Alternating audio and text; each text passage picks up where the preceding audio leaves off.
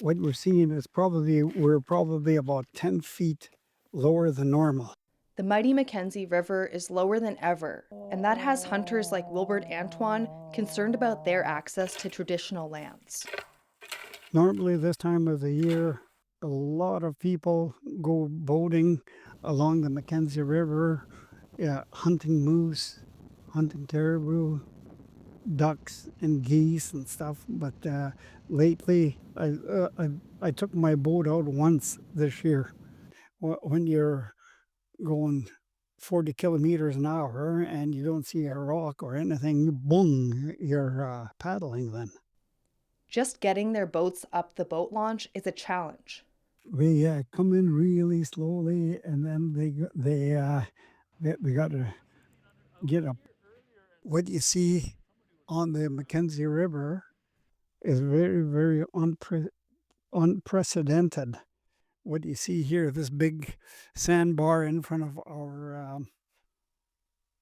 our boat launch, we've never seen that. We've never, ever, ever seen that, and it's astonishing, amazing, but that's the times that we live in. It's very, very skimpy, and I can walk right across there with my chest waders right to that sign, and maybe even set a tent over there.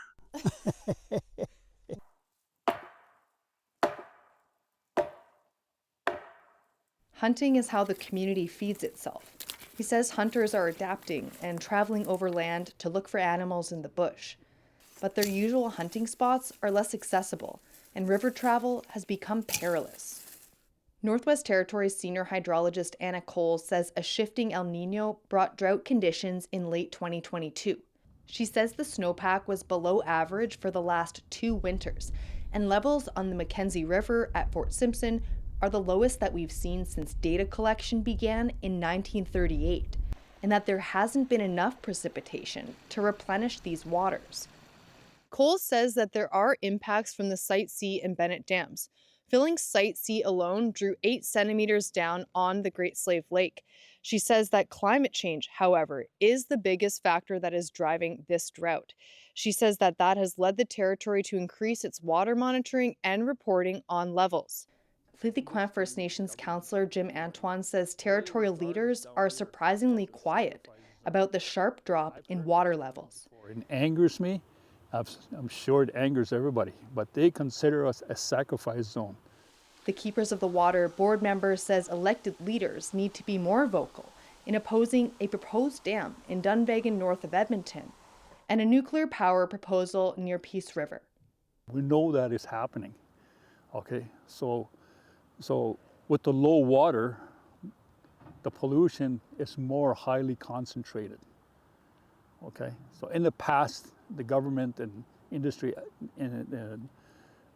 answer was that because the high volume of water in the past is diluting, but that they cannot use that argument anymore.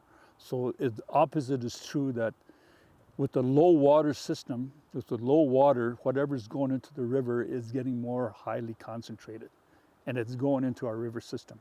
It's going into our environment. And the oil and gas industry, the tar sands, use a lot of fresh water to process them. And of course, it's creating tailings ponds that are very poisonous. And they're talking about treating it and releasing this poisonous substance into the river. So we have very much to worry about up here. So I know these things, and people are not hearing these things up in the north, and they should become aware of it, about what's going on.